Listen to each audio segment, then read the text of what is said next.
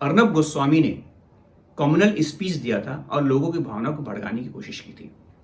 उसमें गौर करने वाली बात यह है कि माननीय मुख्यमंत्री उद्धव ठाकरे साहब ने यह क्लियर कर दिया था कि इसमें कोई भी कम्युनल एंगल नहीं है, और महाराष्ट्र के गृह मंत्री अनिल देशमुख ने भी एक लिस्ट जारी की थी, कोई भी कम्युनल एंगल नहीं था। उसके बावजूद भी अर्नब गोस्वामी 1 महीने तक उस न्यूज को चलाता रहा। कमजोर कौम है, हिंदू कौम सबसे कमजोर कौम नहीं है। आपने धैर्य देखा है, ताकत। उन लोगों ने कैसे कैसे भाषण दिए जो डेंजरस कैटेगरी में आता है। आज में जिस देश की 80% से ज्यादा आबादी हिंदू है, सनातनी है,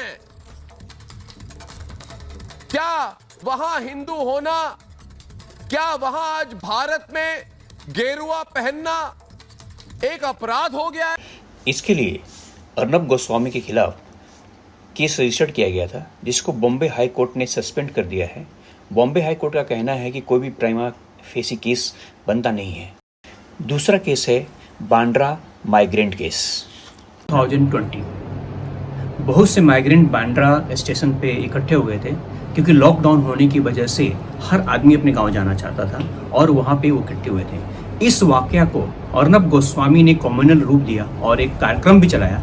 इसकी वजह से उसके खिलाफ रजा एजुकेशनल सोसाइटी के सेक्रेटरी मिस्टर इरफान अबू बकरा शेख ने उनके खिलाफ कंप्लेन किया था। सीनियर पत्रकार विनोद दुआ जी के केस में क्या हुआ था, हम उसको जानते हैं। फेमस जर्नलिस्ट मिस्टर विनोद दुआ के ऊपर आईपीसी की धारा 290, 505, 5052 के तहत एफआईआर रजिस्टर्ड कराई गई थी, जिसमें हाई कोर्ट ने उनको जमानत दे दी है। उनके ऊपर यह आरोप था कि उन्होंने सरकार के विरुद्ध काम किया और देश और विदेश में सरकार को बदनाम करने की कोशिश की और साथ ही साथ यहाँ के माहौल को खराब करने की कोशिश की। पत्रकारिता के नाम पर जिस प्रकार से लोगों को जहर दिया जा रहा है, ये सबसे घातक है। बन रहे हैं विनोद दुआ जी पत्रकारिता के माध्यम से पूरे विश्व में भारत को बदनाम करने की साजिश कर रहे हैं। विनोद दुआ जी के ऊपर जो एफआईआर रजिस्टर्ड किया गया था, क्या वो संवैधानिक था? ये नहीं है कि कोरोना वायरस को लेकर पूरी तैयारी में प्रधान सेवक आगे दिखे, ना बेरोजगारी कम करने की दिशा में कोई कदम उठाते दिख रहे हैं, ना अर्थव्यवस्था की बिगड़ती हालत पे कुछ बोल रहे हैं। ये करके देखते हैं किस लीडर ने क्या बोला था।